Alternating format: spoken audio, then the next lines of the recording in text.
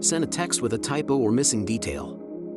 You can now fix it directly in the Messages app on your iPhone. Open the Messages app and go to the conversation that contains the message you want to edit.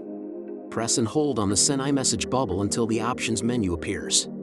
Tap Edit from the menu, then update your text to fix the typo or add missing information. When you're done, tap the blue check mark to save your changes and resend the edited message.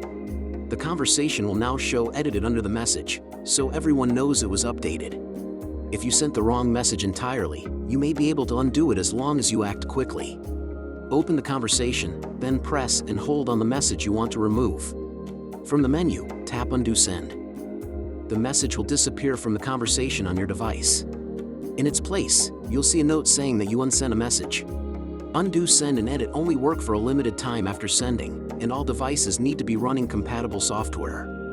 Use Edit and Undo Send to clean up your chats, correct mistakes, and keep your messages more professional.